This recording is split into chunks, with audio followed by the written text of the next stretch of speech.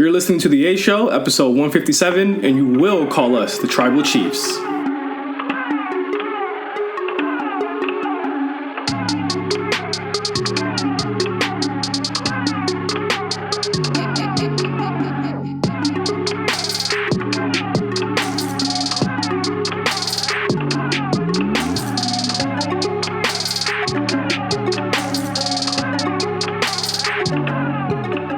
What's going on, everybody, and welcome back to The A Show with the Kings of Pro Wrestling Podcast. I am Justin, here with Meelz for yet another week of pro wrestling conversation and banter.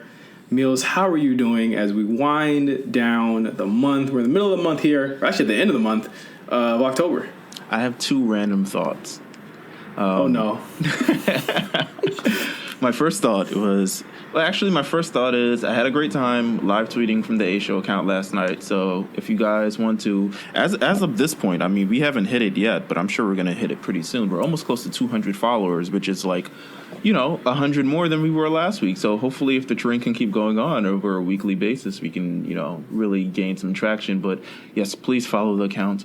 My second random thought is, should Paul Wall be recognized as a former Intercontinental Champion? Paul Wall, oh, because he had the belt? He was the People's Champ? Yeah. Should we? Should we at least recognize him? Not even like officially, maybe just like culture-wise, just like it's a running gag that he's a former Intercontinental Champion. And maybe we should tell him that. Does he know this? I would hope so. Holding the Intercontinental Championship in that video, I think, was just between that and Ghostface holding the WCW Championship in that one video. It's not too far of the realm for Ghostface Killer to actually be a former WCW champion, given how that company actually went. I like where you're going with this idea, Meelz. At first, I was a little bit scared. Okay, yeah. But now I'm totally with it. Yeah, I'm totally with this one. I think that we should have WWE recognize this title run. Only thing is here. Okay. Who did he win it from? And who did he lose it to? Given the current, and I would say the inaugural reigns of the Intercontinental Championship, which a tournament which apparently meant nothing if you're the current champion Sami Zayn or the first champion Pat Patterson, I feel like we just need it. I don't know. We'd have to look back at the era. It might be 2000. I think it's 2002, 2003. It was actually 2004. 2004. Okay, so that might be in the middle of Randy Orton's reign. That might be a little Randy Orton, maybe Edge, maybe one of those people, Chris Jericho, maybe might be one of those. So knowing. Okay, let's dig deeper into this. Okay, sure. Still Tippin' remix, because he was on the remix, not the original release. Let's look at that. Let's look. 2005. So we're both wrong. Okay. So it came out. Well, here's the thing. It's kind of awkward. Still Tippin' didn't come out in 2005. Hold on. Let me see. I think that's when the album dropped. It came out November 12th, 2004. So there you go. Okay. All right. Intercontinental Champion, November 2004. I'm almost sure it was 2004. End of 2004. It definitely wasn't Randy anymore. 2004, what was around that time? It was Survivor Series 2004 was the Shelton year. Shelton Benjamin. There we go. Off of Chris Jericho. Jericho at Taboo Tuesday. There you go. Yeah. Yep. Yeah. Yep. So let's just create the storyline here, all right? Mm-hmm. Shelton Benjamin, it's around the time of they were in Milwaukee for Taboo Tuesday. Yeah. Let's say he takes a trip down to the H-Town. He's a big fan of Mike Jones, Paul Wall, Chamillionaire, the whole Swisher House at the moment. Mm-hmm. And he decides, you know what, let's start something a little bit early, a little 20 years early here, almost. Let's do some 24/7 action here. I'm going to take a ref with me down to Screw's tapes and records. And then I'm gonna lay down for the pin, and then I'll lend you the belt. They could have wrestled in the Sportatorium or wherever the other Houston wrestlers like to talk about where they wrestled back in the day. I mean, who knows? So who exactly who exactly did he lose it back to? So he loses it back to Shelton. Shelton had the Intercontinental title for a very, very long time after this. He had it until June 20th. He had it until June 20th, 2005. He lost it to Carlito. Yes, he lost it to Carlito at the opening match of Vengeance. I have that DVD. Wow, didn't realize it was that long. It was on Raw. Yeah, on Raw. Oh yes, he lost it on the Raw before and had to and he lost the rematch several days later at Vengeance 2005. So yes. You know, I think we should just make it a part of history, at least inaugural. Maybe we recognize him. Maybe we try to figure out how WWE can sort of recognize this. I don't know if they will also recognize Ghostface Killer, but who knows? I mean, Pretty Tony, the former WCW champion, I'm not against it.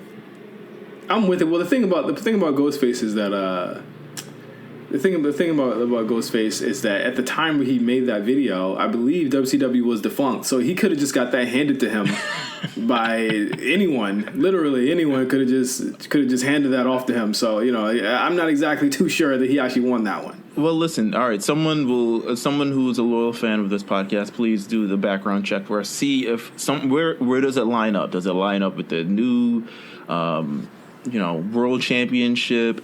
Does it line up?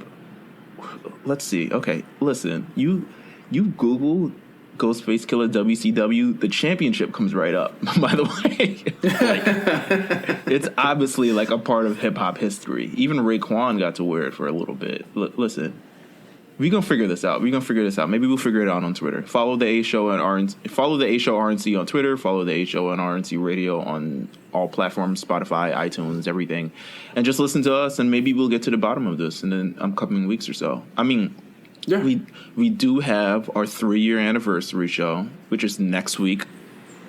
It'll mark 3 years of us doing this damn show, week after week after week after week after week. I mean, I'll give it more so to you. I took the 2 weeks off, but week after week after week after week. I might have taken how many days?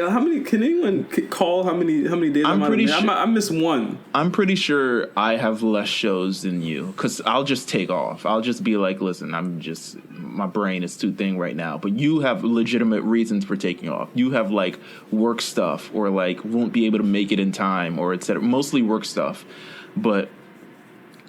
For the better part of what's 52 times 3, let's see, that's 156 weeks for the most part, have been, pretty loyal. So shout out to us. Our 3-year anniversary show will be next week. I think we're going to do something special. We're going to do something that we've never really done before, even though we've kind of done it before. And that is, we want to do an entire show of hot takes. Yes. So the whole show. The entire show. So forget what's going to be on. I mean, it's going to be the fallout of Hell in a Cell, et cetera, et cetera. I'm pretty sure what's going to happen. Feuds will blow up. People will, limbs will, you enter the cell this way and you leave one way or et cetera, whatever the hell it is. But we want to do this next week.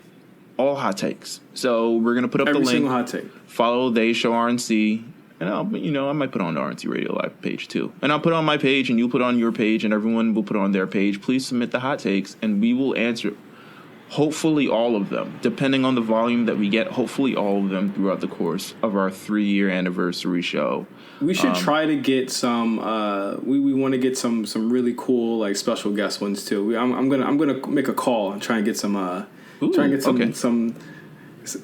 extra celebrity hot takes. Cyrus and the Visibilities, could send in one, and DJ Mark could send in one, right? All right. Well, listen, I'm here for it. Can we go back to 205 in Park? Gentrification just kind of came through very quickly, and kind of Viacom and et cetera. Okay. Well, if you want 205 in Park back. Let Meelz know. yeah. Well, let us know, and we'll see what happens. So you want to get into No Holds Barred? We got a stack show today. We got to get to Sorry If This Offends. We got to get to we have to get to Hell in a Cell predictions. We have to get to the shows this week. We got a lot of stuff to talk about, Meelz. So let's tap in to No Holds Barred. We're gonna start by going indie. I know you don't like going to indie right now. No, not really.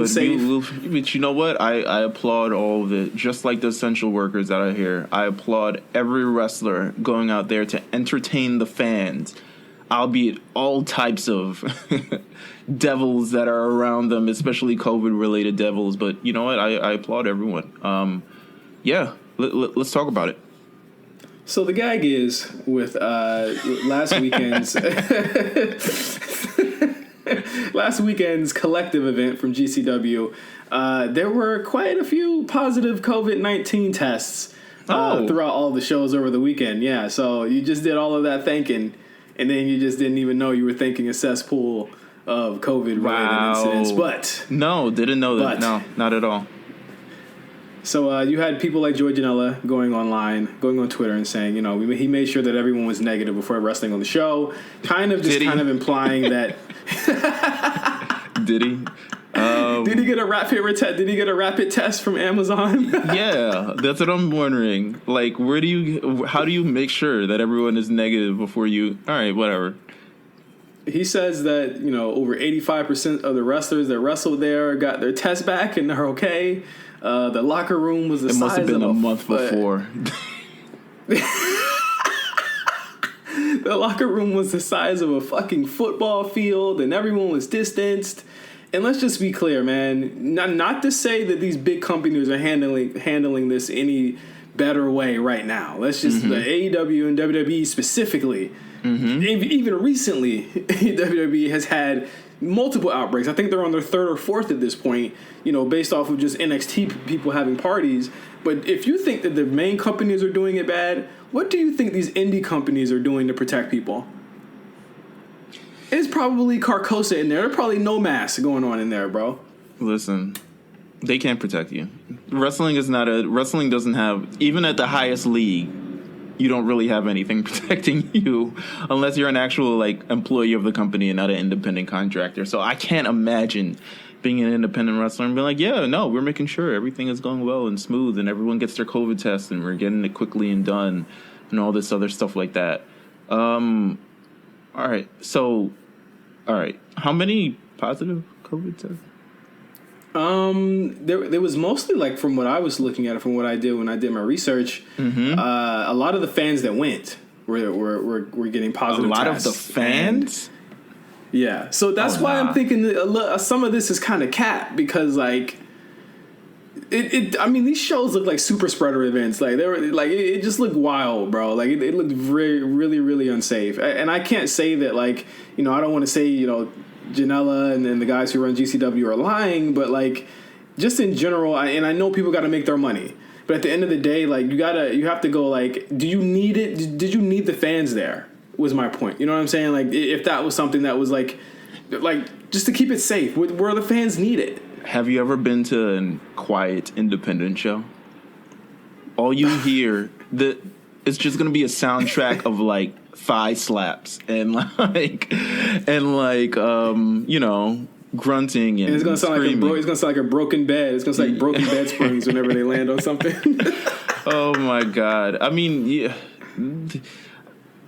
I see what they're trying to do. But, I think we're all, even if you look at society right now, everyone's trying to get back to normal as best as they can, but everyone's still kind of not figuring it out as well as they could. The fans thing, you just got to keep the fans away and definitely away. But that's crazy. That's crazy. But that wasn't even the most alarming thing. What you told me before air was the most alarming thing. Yeah, there were several AEW talents that have been on these indie shows, and I'm not just talking about the collective. I'm talking about Bloodsport and Spring Break and stuff like that. There are contracted TV appearing talent and this is just from AEW Dark. This could be on, any other, wrestling show that does air live that are on TV. Moxley was one of them who appeared at Bloodsport a couple of weeks ago.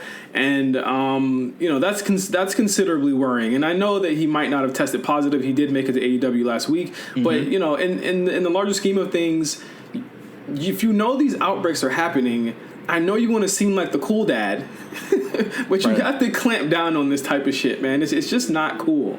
Like, no, you're right. In general, and let's just be clear here. Me and Meelz have been doing this show all year throughout pandemic. We knew what the risks would be when we started doing these shows, and we knew that we were going to continue forward as long as WWE and AEW and any other company was doing it and creating shows and doing content. We knew that. We've talked about this at length. We've talked about our uncomfortableness with it at length, and we've even talked about how things like WrestleMania actually made us feel better and gave us an escape for that one, during that March-April period where it was all up in the air. But now we have a lot more information. We have a lot more knowledge of what this thing is. It's unacceptable at this point. And this goes for not only just indies, it goes for WWE especially, it goes for AEW especially, it goes for New Japan. Like listen, Meelz, New Japan got it off. They did a great fucking job for the G1. No one tested positive. Nobody. That's amazing. And they did over 17, 18 shows within 3 weeks and did the damn thing. And they were able to have fans there. And I know this is speaking as an indictment more towards America. Once again, y'all know what to do. I mean, in 2 weeks. Listen, I did it already, but I ain't gonna tell y'all, but I'm gonna just keep telling you, y'all know what to do in 2 weeks, okay? Exactly. I don't care how you feel. We need some relief, okay? Because we got to get outside again. So let's just be clear, y'all. We know the risks. And my last thing to say, this is my last thing I'm going to say on this. We know the risks. You need to wear your fucking mask. You need to wash your fucking hands. You need to go get tested. And that goes for everybody. Boom. Please. Boom. Next up on No Holds Barred, Paul Heyman. Why'd you laugh so incredulously? Oh my God.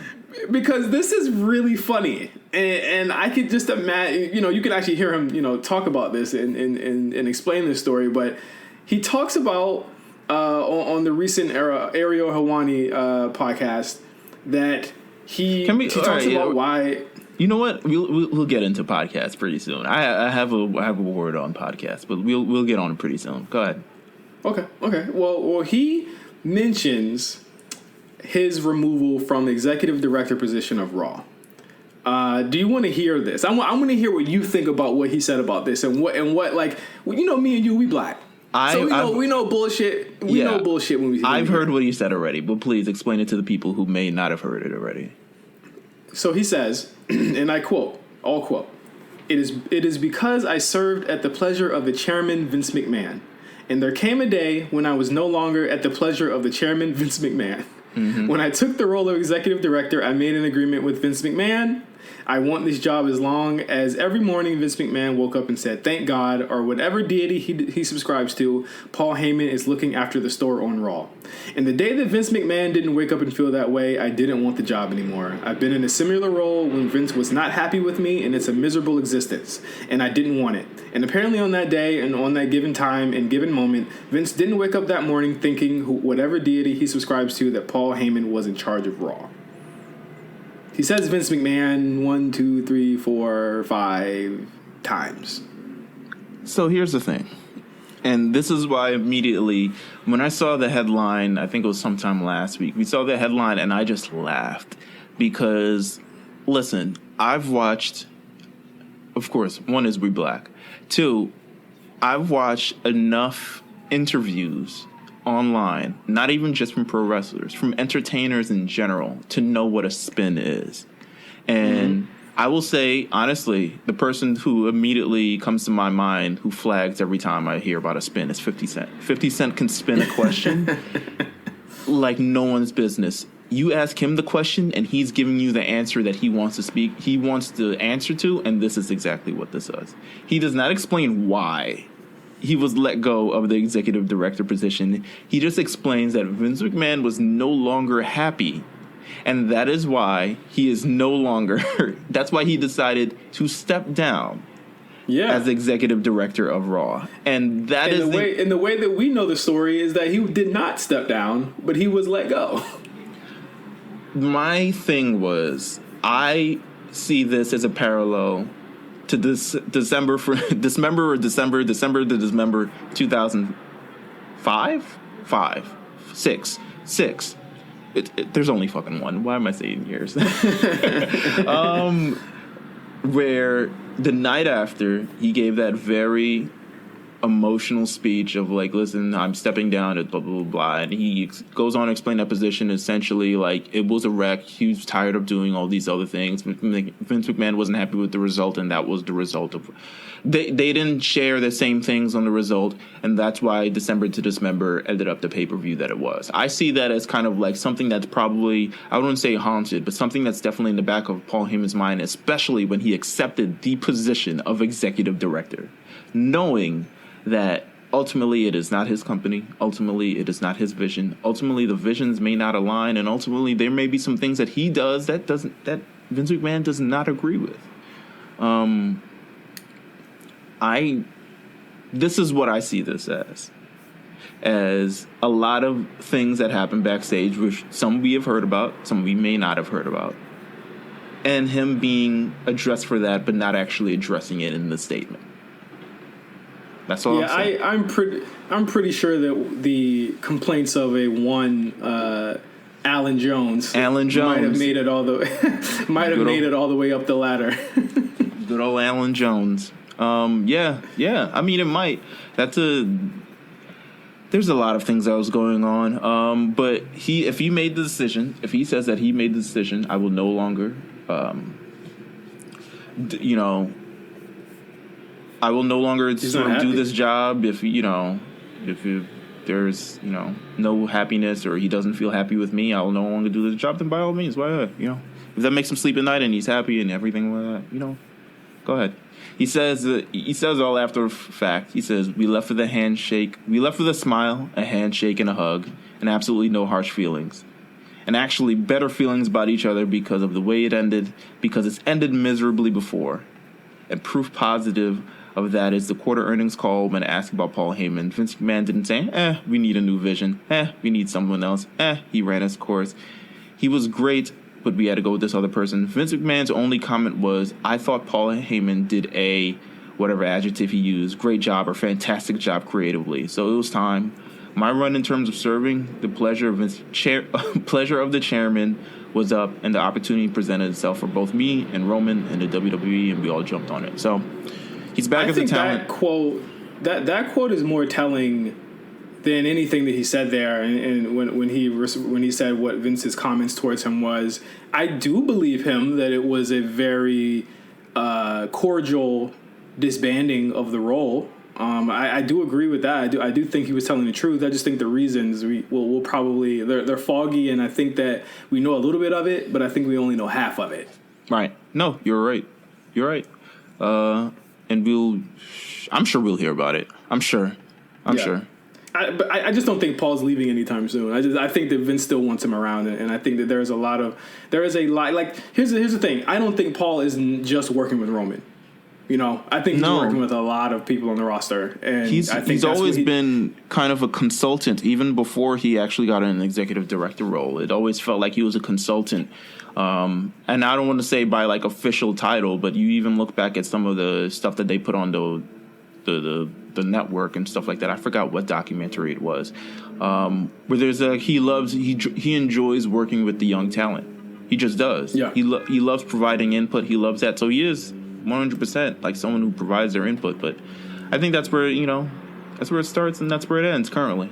That's all I'll say about that. Next up on the slate, a new slate of podcasts are coming to the WWE Network, including Corey Graves' After the Bell, Alexa Bliss's Uncool, Swerve Isaiah Scott's Swerve City, which is a huge surprise, and Lillian Garcia's Chasing Glory, all coming imminently to the WWE Network.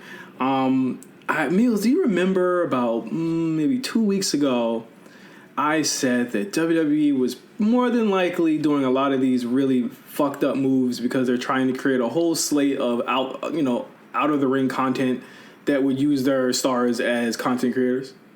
Yeah, I remember that. So, looks like this is what has come from it. Them taking over these shows. I think, the biggest one was the Swerve City podcast, which was completely indie, literally just a month ago before it locked in here. But, After the Bell was already controlled by them as well as Uncool. But these last two completely weren't. So that's showing that they're actually going outside of the box and getting new content for the network. And again, not agreeing with the Twitch stuff. But I think this is, once again, a new pilot program and this is showing you what they have planned for the moves that they've had and that they've been making for the past month and a half. So here are my thoughts on this. And I have various thoughts ranging from this is good to this is bad.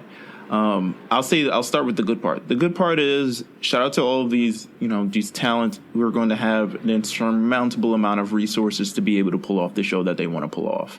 I mean, to be broadcasted on the WWE network, to be funded by the WWE, to be kind of working with the WWE with the creative things that you do. I mean, you're just going to pretty much have access to anything that you kind of want. I mean, Alexa Bliss has Lance Bass on the show and her boyfriend, Ryan Cabrera, and all types of other,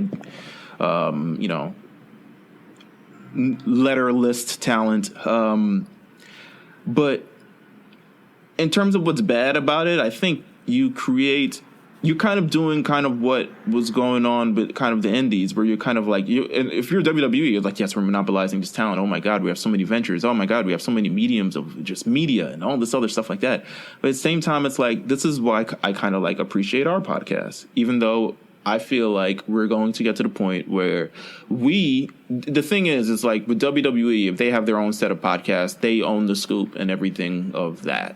So it's like we'll never be able to reach out to these people and actually get these actual interviews because they're going to go on whatever show that they want. We're going to have to gain at least 1 million views. We're going to have to be Christelle Van Valet or whatever the hell his name is, to get all these great interviews. And we won't be able to actually get these interviews because they have their own podcast network, essentially, which saying like, okay, we're getting the scoops. We're talking to the people. We're doing this thing.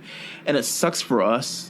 I mean, but on the other hand, I think it's also, I see it as glass half full. It's amazing for us. I appreciate the opportunity to continue to critique WWE in a very real way, and which I think you lose sight of when you go under the WWE umbrella. Also, we love, I think, being able to talk about the G Show, being able to kind of revisit stuff for Rewriters Room, being able to revisit stuff for Spot Callers, and all these other stuff that comes outside of the WWE umbrella. I think on one hand, you hinder yourself. On the other hand, you open yourself up to a huge amount of opportunities. I personally want to see how this goes. If I had to give overall feelings about it, I don't like it.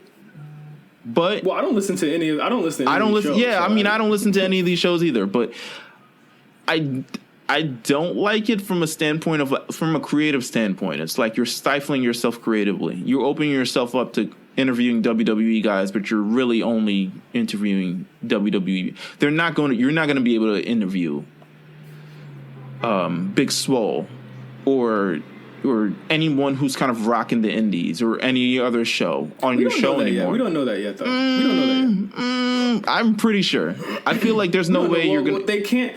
WWE can't just keep them interviewing each other. They're able to... The thing is, you could be hearing like a Ben Carter on the Swerve City podcast soon and stuff like that. I mean, you're hearing stuff outside of the wrestling world for sure.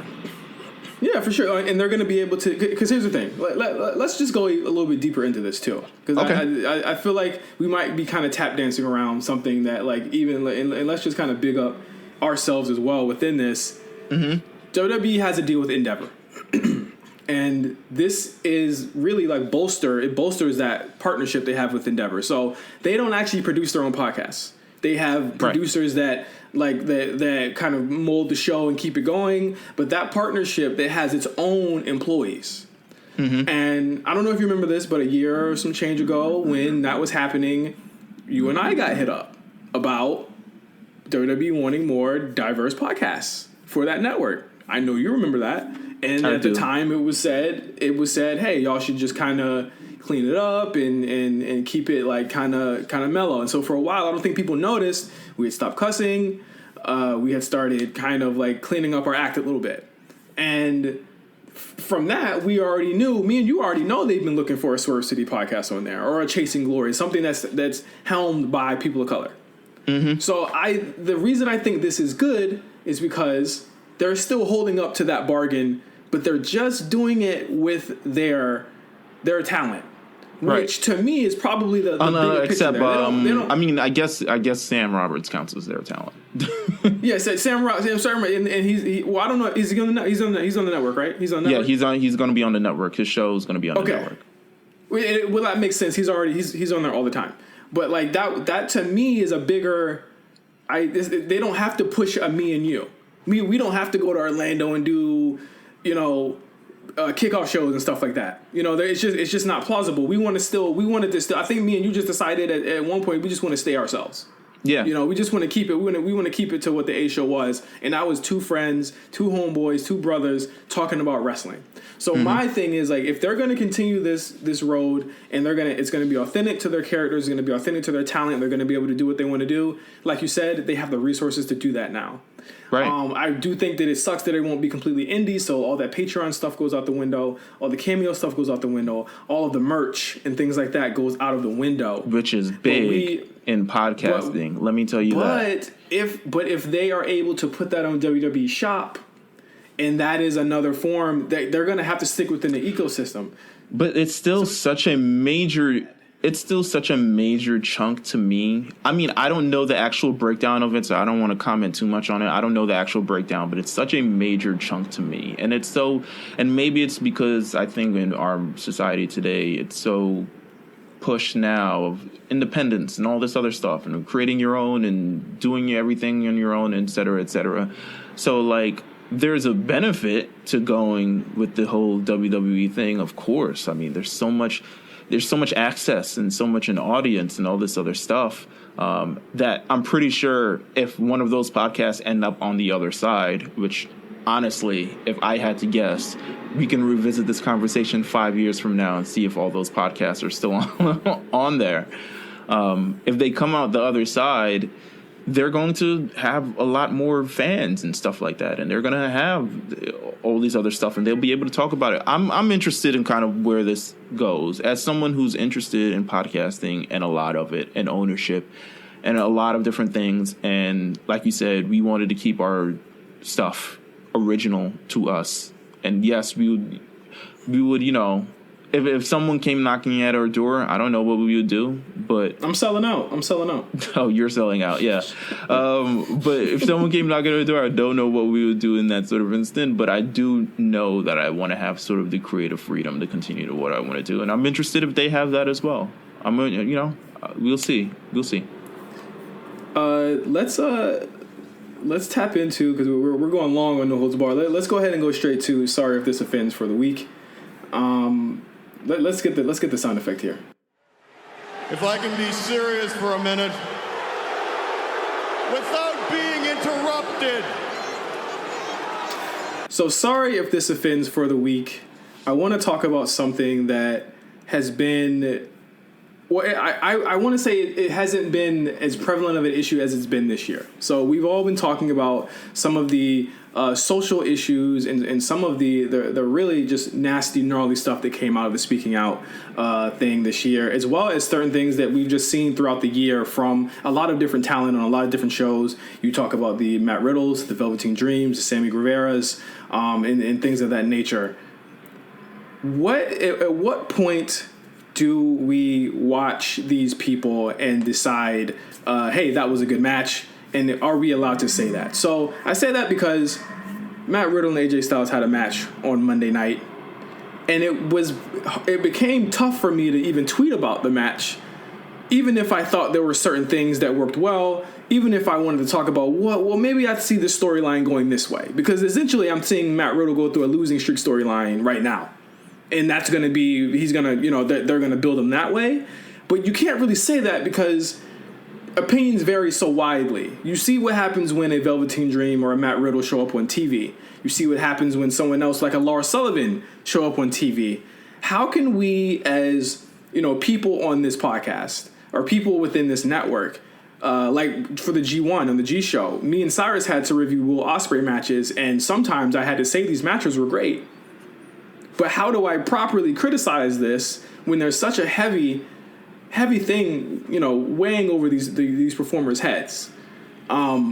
I pose this question to you, Meelz, especially because I know that this is supposed to be kind of my soapbox here, but I'm finding it really tough to continue doing that without feeling like I'm going to offend people that may follow me who I don't mean to offend. So that's funny because that's what this the title of this thing means. But I'm having a difficult time with it myself in terms of, but I think a lot of it is it's weird. But I want to ask most people, would they feel the same way, or would they have these sort of conversations at all? And this doesn't mean particularly to you, and I'm sure you're going to answer this question. You're like, yeah, would you feel the same way, or would you have the same exact reaction if there was no social media involved? If there was no sort of ground-swelling support from people on social media, or if there was no way to kind of like voice your thing, would you feel the exact same way, or would you continue to watch the match and feel a way about the match? It's tough because what age were we when we even knew that Randy Orton was shitting in people's bags? I knew he was shitting in people's bags, but I didn't think it was the best thing on earth, but I don't think it was received on the internet as bad as it probably would have been received in 2020. It was just like, oh, he's shitting in bags. I think age is a part of it. I think absolutely social media is a part of it. I think the reporting is a part of it. These conversations about abusive men within the industry need to be had. Yeah. But when it is something as, again, the character based as wrestling, it becomes, okay, there are people that can choose to watch these people or just turn their TV off. Or they can do something more extreme, like put a Fire Velveteen Dream sign up on Thunderdome, get banned, and then say that they were banned for no reason. Yeah. There are many ways that you can solve this. But I think that, and I'm sorry if this offends, the way that I'm going to approach this is I'm going to continue to review and criticize these shows based on the merits of the performers, and I'm going to leave my conversation and my comments about their personal lives, and I'm still going to have them, but I'm going to separate the two. So if Matt Riddle's a shitty person, when he's a shitty person, as soon as that bell rings, abso-fucking-lutely, I want to talk about this storyline because it's what's presented to me. I watch Raw because we got to talk about it. I watch Raw because that's what we do. When the match is over, he's back to being he can go back to being a pariah. And the same goes for Velveteen Dream. The same goes for anybody else. I think more so as podcast hosts, we kind of have a responsibility to talk about. Just a performance in the ring actually itself. We're reviewing all these shows. It's not like you can decide, okay, we're just not going to talk about the Velveteen Dream match until we didn't necessarily start doing that until the whole Chris Benoit thing, when WWE just decided, okay, Chris Benoit is just kind of a wrap. But that's never stopped. Honestly, that's never stopped the pro wrestling community from talking about Chris Benoit. Stone Cold will still talk about his matches with Chris Benoit. Chris Jericho will almost at any time, because he has various thoughts on the whole Chris Benoit situation, but he talks about that as well. It kind of goes down to like more so, how do you necessarily feel about this situation personally, as opposed to kind of not necessarily the situation, but how do you kind of handle these situations personally? Because I feel like there's a lot of times where I think we say stuff and it's more so, a lot of it is, and I don't want to disrespect anybody during this, a lot of it is kind of ends up being performative from a standpoint. But there are people who generally feel the way about these things, and I don't argue with people who feel the way about these things. If you do not want to watch a Velveteen Dream match or a Matt Riddle match or comment on it, I'm not going to stop you. But there may be some people that do. it kind of ultimately bundles down. You wanted to hope as a society we would have reached to this point where it's like, oh, well, he did this, we did that, we're canceling him, et cetera, et cetera. But cancel culture is a very interesting and kind of gray area. And it's not fully solidified yet. It's not fully accepted yet. And I don't think it'll be fully accepted as long as people have their own opinions about everything they kind of want to go through. So I necessarily, if you were asking me in terms of like the whole Matt Riddle thing, I don't really feel I'm waiting for a lot of different things, but also I'm still probably going to watch his matches if they're on. As weird as it is to say, I'm probably still going to watch and continue to think his matches if they're on, because one, that they're on, but also I think we should definitely continue to have these conversations, and we should continue to kind of hold WWE to task. We're watching these matches purely because they're on, because they're airing them and they're continuing to push this guy, and we feel like there's an obligation to continue to talk about this because we have a show, we have a lot of different things, we have to comment on it. I think the conversation at the end of the day goes to WWE and just like, okay, so what are you guys doing about this?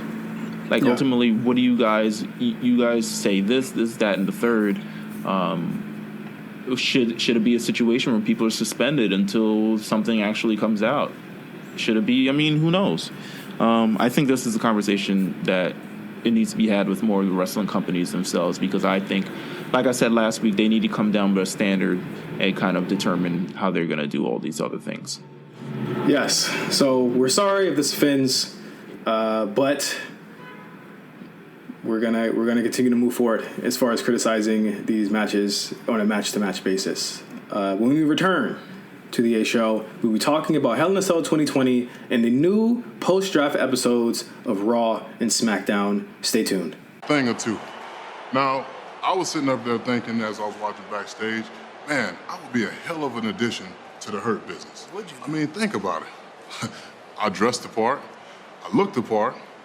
And with my connections and public image, I can turn this conglomerate and take it worldwide. Worldwide. You think about that. You know, I gotta tell you, man, you fine, upstanding community service man, and you definitely dress the part. And Ricochet doesn't seem to be coming to his senses right now, so give me a moment to confer with my associates. Hey, no problem. I'll give y'all a moment. Y'all take your time. I'll be right over here. Okay, we talk. Damn, already? Yeah, it's done. Oh, y'all move like I move. Y'all like to do we're in business business. quick. We're in business. We're in business. Man, that's music to my ears. We can get started. I can't wait to get started, then, boy. Well, I can't really wait to get started with all of y'all. Yeah, no. We are in business. We are in business.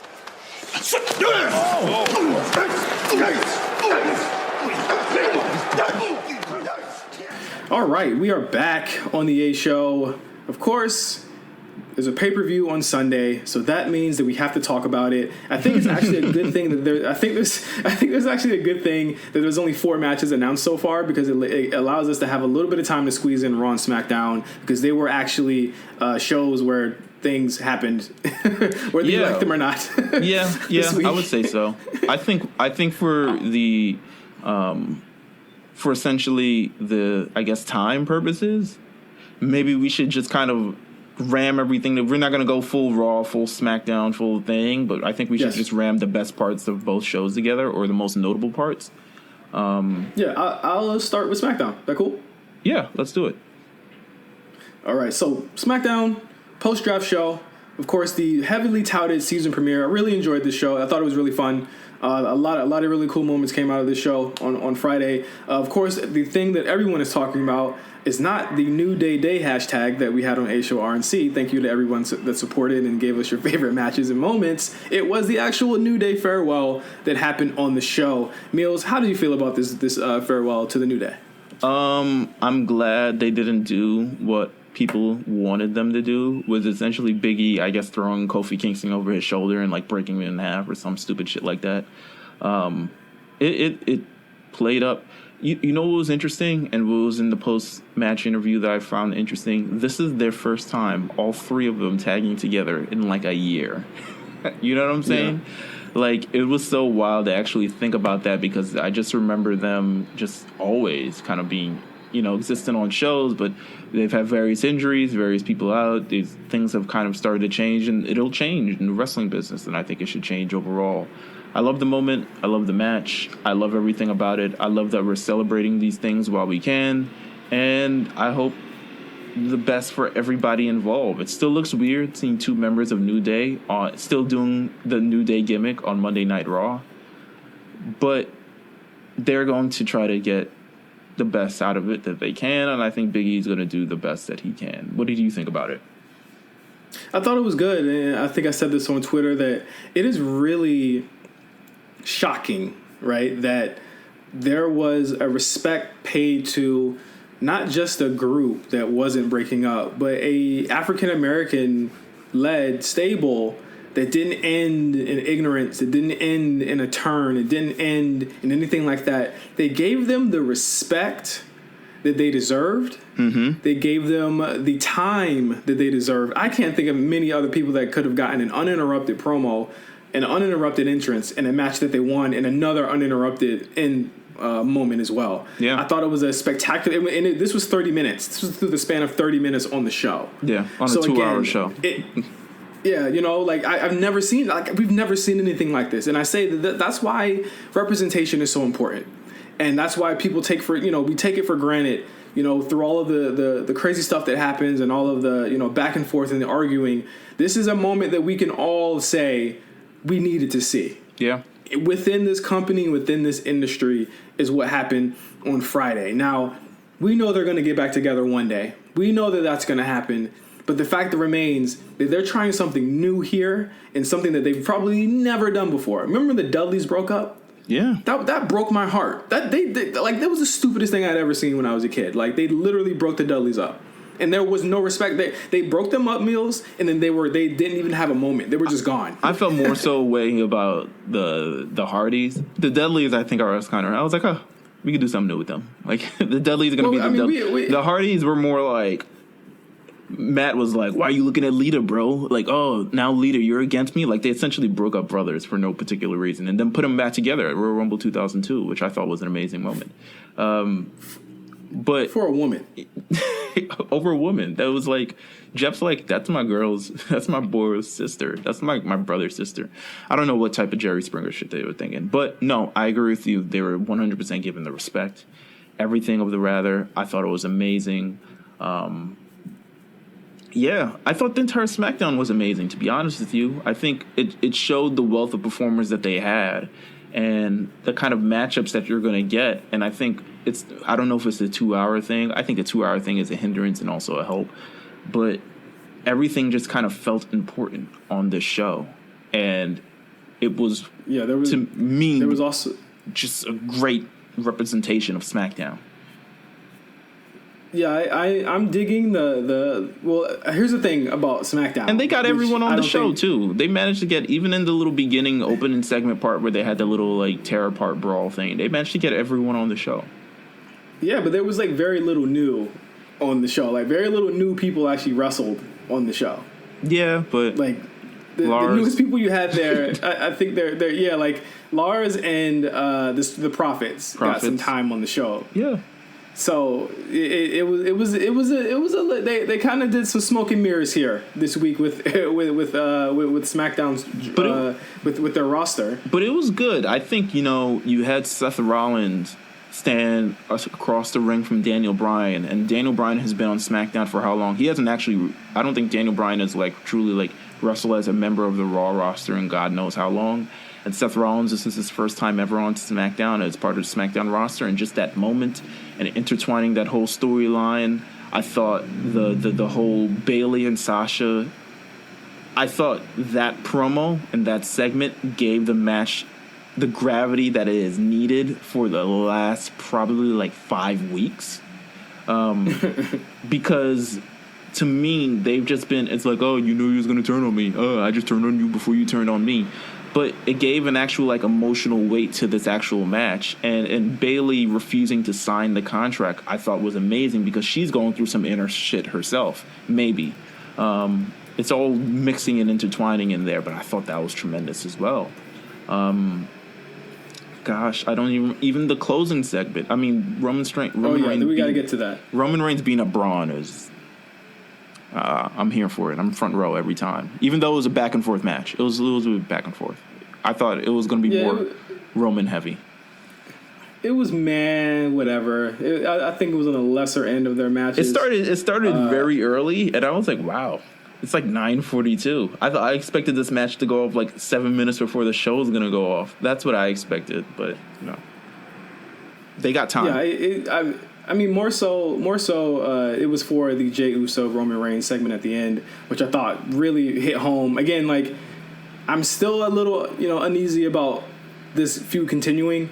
But, I think that, again, it becomes a sense of how do they build this match and how do they make it a big deal. And, having Jay kind of fight within himself internally to become what Roman is was a good angle for them to do there. I thought it was a really nice little angle. Yeah, it was that a great did on Friday. It wasn't a great. I thought it was just played. Even the angles of like, it's weird. I'm talking about like the actual way it was like filmed and everything like that. But it was kind of like an emotional outburst, even for this 1 second. And just, it's not even for the entire time. It's not like Jay got the best of Roman. He got the best of Roman for that 1 second. And then he had like 5 people pulling him back and just like kind of having to restrain him because he was just he lost himself in that moment. It's some great shit, man. That was some good shit. I really appreciated that. So Raw happened. Apparently it was again the worst Raw of the year. This was everything that I kind of expected what would happen with Raw. Also, by the way, sidebar, I'm glad they're doing the whole like, oh, people are in the crowd type of thing, but oh boy. Some not so nice shots of like, it's like Ric Flair, but it's like, oh, Ric Flair's in the crowd. I was like, is that Ric Flair or like a thumb? What the hell is that? But like, yeah, as you said, Monday Night Raw, this was kind of all that I feared from Raw, of matches and people not really caring about them and a lot of it happening. Well, I think the big thing to talk about, there's 2 things to talk about here. Obviously, Retribution, the Hurt Business match, which saw Retribution lose the match and then get directly into a feud with The Fiend, giving them kind of 2 story angles here. Is this a feud with The Fiend? I think so. I'm under the guise of this is a make Fiend look strong type of deal. That's kind of... Okay. I'm under the thing because they want Fiend to be a major part of Monday Night Raw. I think even him kicking off the show is something that's rarely ever seen himself. I think they want to go in this new era with this new Alexa Bliss thing with the Fiend as a big deal. Because I say that to say that I don't think that I mean just exactly what you're saying right there is a reason I don't think it's a big deal that they got beat up by the Fiend, because everybody gets beat up by the Fiend. Yeah, but they ain't even. It's just so. This was so bad for business for the Retribution, and we talked about this earlier in our text message thread. We talked about it because they just spent months beating everybody's ass. You know what I'm saying? Like, and then you get in the ring against the Hurt Business, and they take the L, which it should have been a match where they should have established some sort of dominance. This is their first return after Mustafa Ali takes as the leader, and they have established absolutely no dominance. What they've established was now they want more Retribution. Like, is this a running gag? Bro, I really, again, I wasn't a huge fan of the thing in the first place, so I take this week by week. I think a lot of people that were like jumping out of the window for an angle and a stable that they never really liked is kind of funny. Well, I think it's because they want it to be something that's actually important. Like, I think people see the potential. Who wants it to be something important? I think because a lot of people have been shitting on this from day one. No. But let me say, because the way WWE has presented it, like they presented this thing, has been not important. But I do think that people generally want to be. My thing from watching Monday Night Raw, people want to be shocked. People want to be surprised. I think that's why they got such a good reaction for the Mustafa Ali thing, because no one saw it coming. people want to feel uncomfortable a little bit when they're watching Monday Night Raw. People want to feel like something fresh is coming on instead of watching the same old thing, which I thought Raw was a lot of, despite it being the first show of this new era. So that's why I think they wanted the opportunity. You have Retribution. You're coming off this Mustafa Ali thing. They're in the ring against The Fiend. What could actually happen? This is fresh. This is new. And then they kind of get mowed over the course of the first 30 minutes of Raw. I think it was a clear thing that either if they had lost, they should have beat up Hurt Business, or they just shouldn't have got beat up by The Fiend. Well, I think you could do one of those things, but not the other. I think the Fiend thing was absolutely going to happen. But I do agree they should have won. But I'm not that upset about the Fiend thing. This is a character that's been pinned like once this year. I'm not upset about him. Everyone gets beat up by the Fiend. That's just what happens. And I do agree they should have won the match. I'm not gonna call it for them yet. I don't think that this fucking show that I'm pretty sure didn't even get really, a lot of people are gonna forget about in a week. I think, again, I'm taking this week to week. I can't really get too upset about it. I thought the promo from Ali, they might not even be on Raw next week. At the end of the show. Why do you say that? They weren't on Raw last week, and they were supposed to be. They'll be on Raw next week.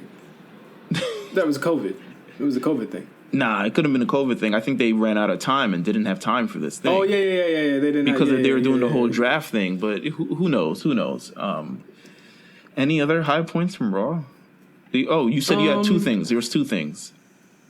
Yeah, the Braun Strowman Keith Lee thing, which ew. If you're gonna have Braun Strowman, go against Roman Reigns, don't have him lose clean for a third time in 2 months, and you should have had that go out in a DQ. So that Keith Lee didn't have to take this instead of Keith Lee taking this completely innocuous and stupid loss that he's going to get back and doing the 50-50 bullshit booking that makes nobody look good. I sound like fucking Alvarez here, but it's like it's the truth, especially in Keith Lee's place here, because this is someone who hasn't been featured. He hasn't been featured in a very long time, and like. Well, not this is like Keith Lee's ninth match on Raw, and like 4 of them have been DQs or non-finishes, and it's like he maybe won the first 2 matches, and we haven't really seen him have a definitive victory since then. So for him to go up against Braun and have this match and lose, and it's like, you know what, wrestlers lose all the time. It just is what it is. But it didn't even seem like that was the right decision. Like Braun is. It's weird to say it. Braun is past his prime. Strong. They want to make him strong still for some strange fucking reason. Because I'll never fucking understand. He's a pseudo fake attraction because he's tall, but he's not even the tallest guy on the roster anymore. Like, did you see the guy that came out with AJ? But I think Braun. I don't think AJ needs a heater. Let's talk about it. I don't think AJ needs a heater. I don't think AJ needs a heater. I don't think that he matches. And AJ would need a completely different attire. And gear and gimmick for that to work. He looks dumb as hell not coming out with a suit with this guy, right? He looks ridiculous. I think they want to get tall guy over, and that's why he's with AJ. I think that's mostly the reason why. That's what I think. I don't think he needs a heater. He doesn't. He 100% doesn't need a heater. He's his own heater. AJ has never. AJ as a heel. Remember, he beats people clean. Remember on SmackDown this week. It was so funny. So, Daniel Bryan's out there and Seth Rollins is walking to the back. Or no, was it last week on Raw? It was something. It was last week. Where AJ just says something snide to Rollins. And Rollins is like, what'd you say? That is why those are moments like that where AJ doesn't need a heater, because he can just do it himself. He can make people who we hate him. He doesn't need a heater, but I do think that the guy looks much more. If you're putting him next to anyone, you're not putting him next to Tucker. You're not putting him in Retribution. You want to put him in somewhere where I think his role of doing the least amount possible can be achieved without us expecting much from him, because AJ is the guy who's doing all the work. So this just means AJ is going to win more. But he's going to use this guy to win more and he's not even a character like Meelz, heel or face. AJ more than likely wins every one of his matches already without help. What is the purpose of him needing help? What is the purpose of him? He's been dolo. Something fresh, something new. I guess for the better part of a year. For the better part of a year, he's been dolo. He hasn't needed any help. Come on, man. It's wild to me. I don't like the heater thing at all. I think that the guy Jordan, I think his name is. I think he's cool. He has a cool look. But on on shows where you have Braun Strowmans and stuff like that, like I honestly think like the big guy thing, like that really kind of like targets you to like not have the best or longest run already, right? No. Like look how long it took for Braun. Like, they're gonna end up giving it to either the best guy on the roster, or the most athletic guy, or the guy that can talk. So if he can do any of those things, he's so large that it's like I'm interested in how he actually worked, because he's so large he doesn't fit on NXT. You know what I'm saying? Like NXT, he's just too larger than life for NXT. So he's gonna have to make all this thing work on the main roster, and we'll see how it goes. I mean, I wish the best for him. I'll never wish anything against him. I don't think AJ needs it, like you said, but I see what they're doing with him, and it looks like they want to get him over through AJ. And similar to what they did with Braun's introduction, ironically enough, where they put him with the Wyatt family and said, let's get this big country goof over. That's all I'll say about that. You know what I hated about Raw this week? All these SmackDown people who were on Raw for no particular reason. It feels like everyone was getting unannounced finales from their shows this week. It was like, well, we had to announce the big one for the New Day, and we didn't really have time for you to get a goodbye. So here's your goodbye to Raw. Like, you don't need a goodbye for Riot Squad. They lost. It felt like it was like goodbye part 2 for a lot of these people, and I was just like, none of these people needed to even be sent out of the sent out of the territory. And the Otis thing was just, he can kind of, because he can choose. Does he have to choose the belt for his brand, or he can choose any belt? It has to be his brand, right? I have no fucking clue anymore. So here's the thing: if that's the case, the first appearance he should have had on Monday Night Raw was cashing in. Because I can't see the reason why he's on Monday Night Raw. I know I hate Otis, and I joke about hating Otis because I actually do, but it just wasn't necessary. You had this moment for Tucker to establish him as his own person, and then he comes out with Otis and immediately is overshadowed once again. He's on his own roster. He's still wearing the stupid trucker shit. Like, get him. Come on, tag division needs. He'll be in a wife beater in 3 weeks. Don't worry. Yeah. You'll be in tags. You'll be in tags with Riddy Mo, pretty soon. I didn't like the Riot Squad thing. I thought it didn't work. I thought Peyton Royce, boy, Peyton already Royce gave up. They were just like, yo, she was Vince's favorite, right? Like, this is the Peyton Royce thing had me giggling inside, just for like the amount of cachet the internet put on her, and then it's like, oh, you're teaming with Lacey Evans. Sorry. Even if it looked to be a short-lived one, it still looked silly as hell. It smelled. It did. I'm not confident. I'm really not confident about where she's gonna be going in terms of her singles thing, because like you look at her perception. Like my thing about Peyton is at least she's being let into the ring. Mm-hmm. They can't even give Bianca Belair a damn match. Like, I'm just like, I don't know what they're doing with either of these people. I'm tired of I love the promos. The promo was very sleek, very fit, very awesome. I'm tired of the talk. Let's walk. Let's walk the walk. Mm-hmm. I'm tired of it. You telling me there's no supplementary feud that you can give her? She's on SmackDown now. I expect her to be throwing Natalya around like no one's business. You know what I'm saying? Let's give her a supplementary feud. Let's introduce her to the roster. Let's stop talking about it. Let's be about it with Bianca Belair. That's all I'll say. Let's tap into Hell in a Cell. We're getting long in the tooth here. Yeah. Let's wrap this up. Yeah. Only four matches announced at the time of us recording this show. Mm-hmm. I'm not mad about 4 matches because 3 of the matches that they've announced are all Hell in a Cell matches. Mm-hmm. So if they were to do a show where we didn't have to see that Cell lower every other match, I'm completely fine with that. It doesn't need to be 7 matches. If they maybe added one more, I'd be fine with that. But as it stands, we have 3 Hell in a Cell matches, and if they kept the cell down for all those matches to save time and money and energy, I'm completely fine with it. On this. But go ahead. Go ahead. So it was just announced last night. We kind of skimmed over it on Raw because we could talk about it here. But Elias and Jeff Hardy will face off at Hell in a Cell. These matches before have never been good. Yeah, I skimmed over it because good. I do not expect this to be any good. I do expect Jeff Hardy to win. Yeah.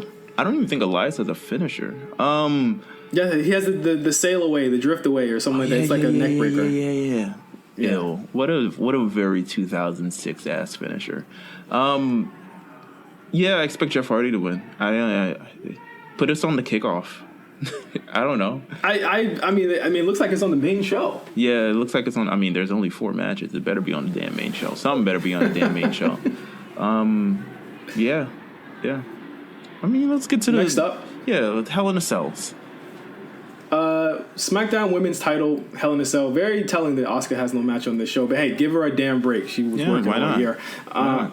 Bayley versus Sasha Banks. A lot of people feel a lot of different ways about this feud. They feel as though it's rushed. They feel as though it's not going to be going on very long. I more or less am like, this is their first match and it's the blow-off match, and I think it's very interesting.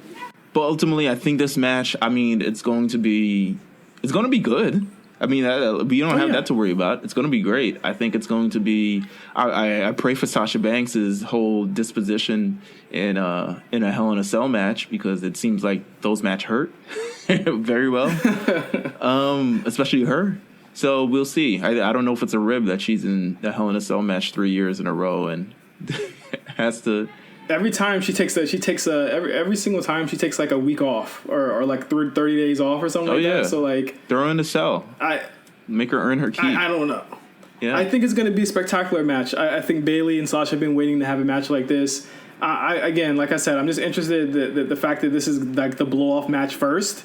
I don't know where you go from here. Like, you can't have this match and then regular ass match next in 2 months at TLC or wherever you're gonna have it. Like, you gotta commit to whatever happens here and then do it later down the line. You know, like, I don't think this match is going to be the last match they have, and I think the proof that they were drafted to the same brand essentially proves that. But I think you need to get these two away from each other after this match for a while and let Bianca come in or let someone else come into this. Like, I don't think that's gonna happen, but. You think Bianca's gonna have 8 more weeks of vignettes and then she's gonna show up and then she's gonna disappear again? I think she'll feud with somebody else on SmackDown, and this will go on for me until for the rest of the year. Okay, that's what I think. I don't know. I could be wrong. I'm picking Bayley to win though. That's why I think it's going to go on for a long time. Yeah, I'm picking Bayley to win too. I don't see her. I do not see Sasha I think winning yet. The momentum isn't enough for me to think Sasha's winning yet. Maybe that'll change on Friday, but the momentum isn't there yet. She hasn't even signed the contract. That's how serious she takes this. This is true. Next up, WWE title, Drew McIntyre versus Randy Orton. We've been watching this for a minute. A lot of people are very upset that this is the third match that they've had.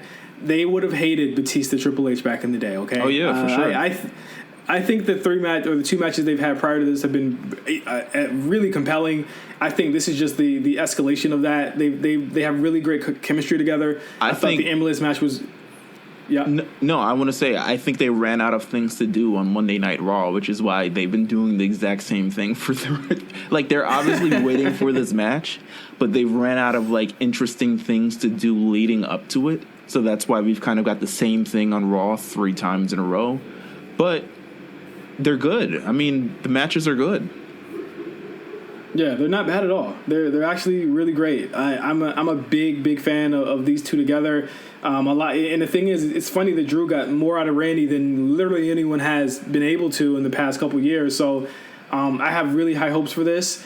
I wonder throughout these matches what will be the level of brutality between the three. These 3 matches, even if they're back to back to back, they're going to be very tough to top each other, and it's going to be very interesting to see how they split these up. Right. I got Drew winning. I got Drew winning as well. Yeah. No surprises here. I think this will main event, but the Universal title I Quit Hell in a Cell match, Roman Reigns versus Jey Uso. We love the angle. I'm a little bit less excited about this happening a month after that spectacular, I gave it 5 stars, match from Clash of Champions. Hey, they're doing it again. I Quit match. I think this is going to be just as hard to watch as far like emotionally as the last match was. I think it's a little bit innovative having an I Quit match inside of a Hell in a Cell, so I'll give it that. I think when you're going to have 3 Hell in a Cell matches, at least this one kind of differentiates it. It will not be decided by pinfall, which is very interesting. And we've seen Roman Reigns, I guess, break out a new submission. Maybe he's been watching some MMA. Maybe he's been watching some cool shit online. So he's got something prepared. I don't know what Jey Uso's bringing to the table. You can't really make someone tap with a splash or a super kick. So... Oh, actually, he has that little. He has a submission. I remember he used to use a submission back in the early SmackDown days. The knee thing. Yeah. I remember. But yeah, he stands no chance in this match. Roman Reigns is taking it home. Yeah, absolutely. I still say Roman Reigns, and then we get to what we have been hearing is an Undertaker-themed Survivor Series. But before we get there, of course, we have to sit and watch on Sunday Hell in a Cell. We'll be watching along with you guys on Twitter, so make sure you follow us on Twitter at the A Show RNC. Then make sure you subscribe to us at the A Show RNC as well on iTunes and Spotify. You know, we're all on there. It just all works. It's a big ecosystem. You feel me? Like this is what we do. Next week it is our 3-year anniversary of the A Show All Hot Takes edition. Thank you all for taking this ride with us. We really appreciate it. And the next week, it's all about the fans. It's all about you guys. It's all about your takes and your opinions. And we're going to put them all out there for the world to see. So make sure you tap into all of our shows this week as well. The G Show season finale, Rewriters Room, which aired actually last week. We have a new episode coming next week, and we have Spot Callers that is dropping next week as well, along with the War Report with Cyrus, who has some really cool shit up his sleeve for the next coming weeks, I tell you. But, until then, for Meelz, I'm Justin. Please wash your hands and wear a damn mask, and you know what to do in 2 weeks. I'm going to say it out loud next week, but you know what to do in 2 weeks. So thank you guys for listening. For Meelz, I'm Justin. Peace out.